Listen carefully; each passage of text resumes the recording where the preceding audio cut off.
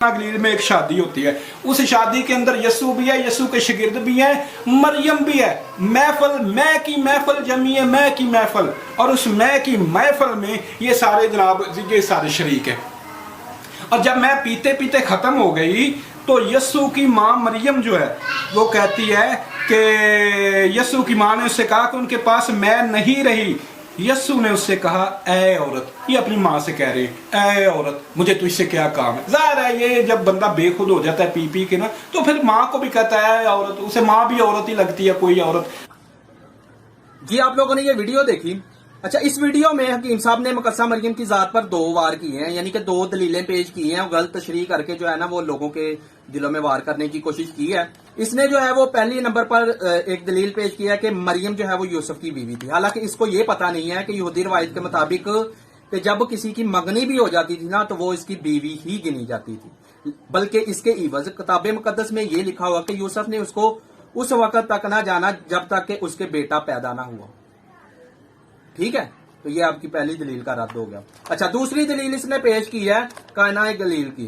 कानाए दलील में के यसुल मसीह जो है वो मौजाना तौर पर जो है वो मैं बनाते थे, ये कहता है कि शराब बनाते थे। और दूसरे नंबर पर कहता है कि मुकद्दसा मरियम को ऐ औरत कहकर यसुल मसीह ने जो है वो मुकद्दसा मरियम की इज्जत नहीं की, उनको ऐसे अल्फाज से जो है वो नवाज रहा है। कुछ शराब पी कर कोई भी ऐसा कर सकता है, तो ये एक आम बात है। सबसे पहले यहूदियों का कल्चर आप देख लें कि यहूदियों के कल्चर में 7 दिन तक ये सब कुछ चलता था और ताज़ा अंगूरों का रस की मैं जो है वो बनाई जाती थी, शराब नहीं, ताज़ा अंगूरों का रस। और इसके लिए जो यूनानी लफ्ज इस्तेमाल हुआ है वो आयोनास इस्तेमाल हुआ है, और जो शराब के लिए इस्तेमाल होता है वो सकीरा या शेकर जो लफ्ज इस्तेमाल होता है।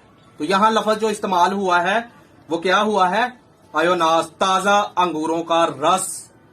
ठीक है, फिर दूसरे नंबर पर आपने ये कहा था कि यहां जो लफ्ज मुकद्दसा मरियम के लिए इस्तेमाल किया गया है यानी कि ऐ औरत कहा गया है, तो भाईजान ऐ औरत कहना जो उस वक्त के कल्चर के मुताबिक ये एक अजीम मैडम और एक ऐसा इज्जतदार लक़ब था कि बाइबल मुकद्दस में यसुल मसीह ने कई तरह से कहा। सामरी औरत को भी कहा है, मरियम मगदलीनी को भी कहा है जब वो जिंदा होते हैं, यसुल मसीह ने मुकद्दसा मरियम को भी कहा। तो ये इज्जतदार लफ्ज थे, ये ऐसे अल्फाज थे कि तब की औरत अजीम खातून के बारे में ये बोले जाते थे। ये कोई तौहीन नहीं यसुल मसीह मुकद्दसा मरियम की कर रहे, जैसा कि आप कह रहे हैं कि शराब पीकर जो है वो कोई भी कह सकता है औरत।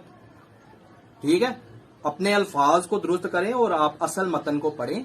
असल मतन में ए औरत के लिए लफ्ज क्या इस्तेमाल किया गया है और शराब और मैं के फर्क के लिए क्या क्या अल्फाज इस्तेमाल किए गए हैं। 7 से 8 अल्फाज इस्तेमाल किए गए हैं। और जो हफ्तादी तराजम है, ठीक है, उसमें ये लफ्ज जो तकरीबन 35 से 36 बार इस्तेमाल हुआ है, आयोनास, और इसका तर्जमा यही किया गया है ताजा अंगूरों का रस। हकीम साहब, अब आपकी मैं आखिरी बात का जवाब देने वाला हूं, जो आपने कहा कि ऐ औरत कहकर यसुल मसीह ने जो है वो मुकद्दसा मरियम की जो है वो तौहीन की है। तो ये आपकी बाइबल से साफ जाहिर हो रहा है कि शराबे पीकर यसुल मसीह ऐसे काम कर रहा था। नाउज बिल्ला माज बिल्ला। आपको मैंने शराब और मैं में फर्क बताया कि वहां लफ्ज आयोनास इस्तेमाल हुआ है। ठीक है, आयोनास इस्तेमाल हुआ जिसका मतलब है कि ताजा अंगूरों का रस। दूसरी दलील, ए औरत के लिए जो लफ्ज इस्तेमाल हुआ है यूनानी में वो है गोने। तो ये एक बाइज्जत खिताब था। इसका इंग्लिश में क्या मतलब बनता है, लेडी मैडम। और एक आपको अपने उलमा की दलील सेंड कर देता हूं, बता देता हूं। पादरी जे पीटरसन जो है वो लिखते हैं, यूनानी लफ्ज ए औरत गोने यानी कि गोने हमें सख्त सुनाई देता है, लेकिन ये इज्जत और प्यार के खिताब का आम लफ्ज था। लिहाजा ऑगस्टस ने अपनी मलका को इसी लफ्ज से मुखातब किया था या खिताब किया था।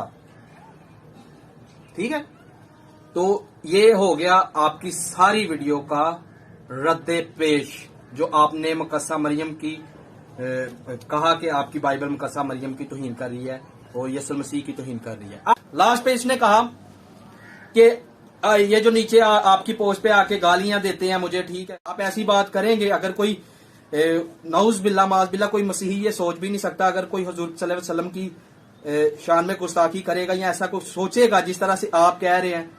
اگر کوئی نعوذ باللہ معاذ باللہ اٹھا کر ایسے قرآن کہہ دے کہ کوئی مسیحی قرآن اٹھا کر کہہ دے کہ میں قرآن میں سے حضرت محمد کو گناہگار ثابت کرتا ہوں، تو کیا وہ شخص جس نے قرآن پاک کو اٹھا کر ایسا دعویٰ کیا ہو وہ جیل کے پیچھے ہوگا یا نہیں؟ کیا اس کی سروس ہوگی یا نہیں؟ کیا اس پر توہین رسالت لگے گی یا نہیں؟ کیا آپ کے لوگ آگ بگولا ہوں گے یا نہیں؟ تو خود فیصلہ کرے. گالیاں کھانے والے آپ خود کام کر رہے ہیں. ٹھیک ہو، مقدسہ مریم کو جو ہے وہ ایسا یار کوئی خدا کا خوف کھائے، بولنے سے پہلے ہی جو ہے وہ تحقیق کر لیا کریں. آپ ایک مناظر ہیں، آپ نے کتابیں لکھی ہیں، آپ کو اتنی بھی، آپ مسیح کی مخالفت میں اتنے اندھے ہو چکے ہیں، آپ مسیح کی مخالفت میں اتنے جو ہے وہ اپنے دل میں بغض رکھ رہے ہیں کہ آپ کو پتہ ہی نہیں لگ رہا کہ آپ بول کیا رہے ہیں، لوگوں کو کیا میسج دے رہے ہیں.